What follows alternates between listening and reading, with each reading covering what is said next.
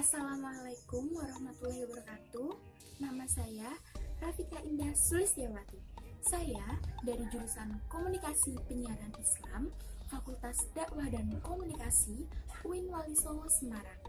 Di video kali ini, saya membuat video ini untuk memenuhi tugas ilmu penyuluhan yang diampu oleh Bapak Mustafa Hilmi. Terima kasih untuk Bapak sebelumnya telah memberi kami tugas. Semoga video yang saya sampaikan ini bermanfaat. Dan di video ini saya akan menyampaikan tentang kegiatan penyuluhan dengan tema penerapan lockdown gang desa karena adanya pandemi COVID-19 ini di daerah Weleri dan sekitarnya khususnya.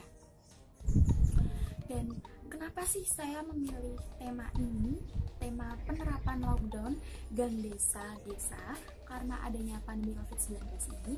Karena maraknya kasus beberapa gang itu menutup akses jalan keluar masuk karena adanya mereka tuh takut antisipasi adanya lockdown, adanya virus corona yang masuk ke desa mereka. Dan lagi ada beberapa kasus maraknya pemberlakuan lockdown juga di beberapa desa, khususnya di daerah Weleri dan sekitarnya. Dan juga beberapa warga yang menutup desanya atau melakukan lockdown di desanya itu karena ada beberapa orang yang masih ngeyel untuk mudik dari Jakarta atau daerah-daerah rawan sekitarnya, itu mudik ke kampung halamannya, kembali ke kampung halamannya.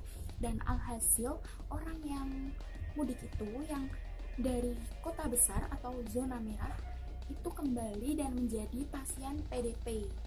Dan itu karena beberapa warga merasa resah, merasa gelisah itu adanya pasien PDP di desa mereka, dan dengan antisipasinya yaitu mereka melakukan blokade jalan. Beberapa orang ada yang mengakui kalau desanya itu lockdown, dan beberapa orang ada yang mengakui juga kalau mereka tidak melakukan lockdown tapi hanya memblok jalan untuk antisipasi karena agar tidak terjangkitnya virus atau menular ke beberapa orang yang lain, dengan cara mereka itu melakukan lockdown diri sendiri atau melakukan lockdown di rumah mereka masing-masing. Dan kebanyakan warga desa yang melakukan lockdown atau blokade jalan tersebut itu merupakan inisiatif bersama atau inisiatif dari warga. Mereka mungkin sudah mempertimbangkan karena ada pasien yang dari jauh atau dari luar kota itu kembali ke desanya, mereka melakukan lockdown untuk kebersamaan, untuk kesehatan bersama, dan akhirnya berinisiatif untuk melakukan lockdown itu karena udah keputusan bersama-sama dan udah dimusyawarahkan sebelumnya dari RT setempat dan beberapa warga lainnya udah mendapat persetujuan.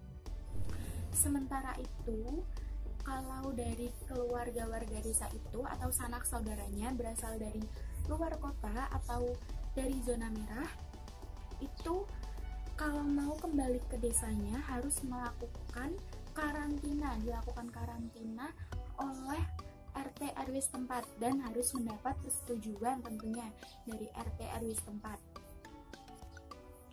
Tentunya hal ini dikarenakan untuk meminimalisir tercemarnya virus COVID-19.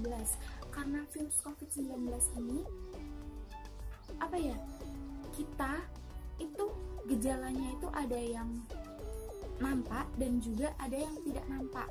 Seperti misalnya kalau orang muda seperti kita atau orang yang masih 20-an atau di bawah 20-an itu bisa juga menjadi pembawa karir.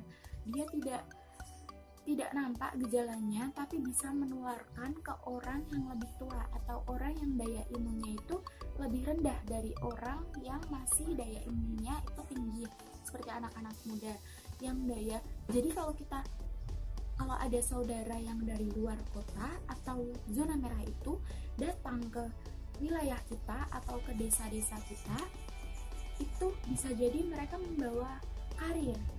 Bisa juga dari perjalanan itu terkena walaupun di sananya mereka sehat-sehat saja, tapi di perjalanan bisa jadi orang-orang sekitar kita nggak tahu gejalanya seperti apa itu terkena, lalu kita bawa ke rumah, pulang ke rumah ke desa, bertemu dengan banyak orang dan beresiko tercemarnya itu lebih tinggi.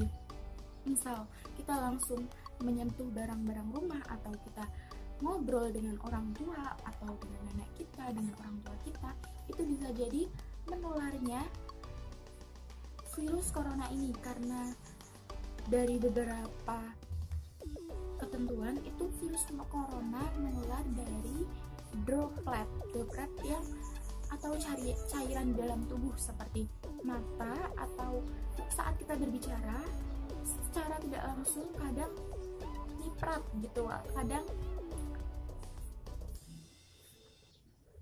nyiprat dan menjadikan air liur kita itu menempel dan orang itu bisa jadi tercemar dan kasihan juga gitu. Jadi sebaiknya, alangkah baiknya kalau kita dari kota-kota besar atau kita yang masih merantau dari daerah yang zona merah atau zona rawan, itu sebaiknya tahan dulu, jangan lakukan mudik, jangan lakukan perjalanan kemana-mana, mending kita karantina mandiri di rumah atau karantina mandiri di kotanya, di kosnya atau di kontrakannya yang masih merantau. Jangan pulang dulu untuk menghindari tertularnya virus COVID-19 ini karena sangat rawan sekali dan penularannya juga sangat mudah dan tidak tahu, kadang ada yang tidak ada gejala ataupun tiba-tiba terserang. Misal kita hari ini biasa-biasa saja, tapi 2 atau 3 hari ke depan kita merasakan gejala seperti pusing, mual, ataupun demam tinggi, itu termasuk juga dari gejala COVID-19 ini. Dan oleh alasan itulah beberapa gang atau desa itu menutup gangnya dengan portal, dengan tiang atau kahan kayu yang berfungsi untuk menutup jalan, menutup akses ke gang tersebut. Begitu. Dan contohnya khususnya untuk daerah Weleri dan sekitarnya itu ada beberapa desa yang sudah melakukan lockdown atau blokade jalan ini untuk meminimalisir sekali lagi wabah COVID-19 ini. Tentu saja kalau misalnya kita memblokade gang kita sendiri atau desa-desa yang melakukan blokade itu ada beberapa akibat yang harus ditanggung. Dan berikut ini contoh dari materi saya yang tadi dijelaskan akibatnya itu seperti apa, akan diterangkan di sini. Dan ini dia contoh beberapa desa-desa di Kecamatan Weleri yang gangnya itu di lockdown.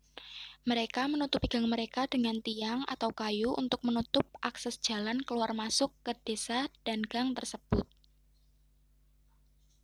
Selain gang yang ditutup, masjid-masjid atau musola juga ditutup dan ditulisi papan nama awas COVID-19 dan beberapa masjid ditiadakan. Sebagai gantinya, sholat dilakukan di rumah, berjamaah di rumah, sholat raweh, sholat id, bahkan sholat 5 waktu juga dilakukan di dalam rumah beserta keluarga. Dan warga juga dilarang untuk melakukan perkumpulan di luar rumah. Tentu saja karena bahaya COVID-19 ini yang semakin hari semakin meningkat jumlahnya. Dan akibat selanjutnya yaitu perekonomian warga di desa tersebut terhenti karena tidak adanya aktivitas di luar rumah dan keluar rumah hanya jika ada perlunya saja seperti membeli bahan pokok dan kalau misalnya membeli barang-barang yang tidak terlalu dibutuhkan bisa melalui online. Akibat selanjutnya yaitu penurunan psikis dan fisik seseorang karena adanya pandemi COVID-19 ini. Beberapa orang merasa depresi atau stres karena mungkin yang anak muda ingin keluar rumah tapi nggak bisa, jadinya mereka seperti ada tekanan di dalam tubuh.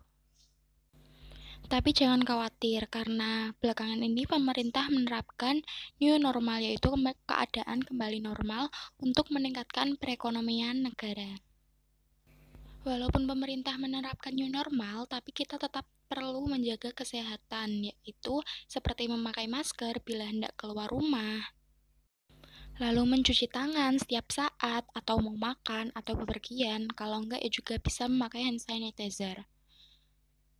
Lalu bila habis Anda keluar rumah, itu segera cuci pakaian Anda, atau kalau tidak meletakkannya di mesin cuci untuk segera dicuci.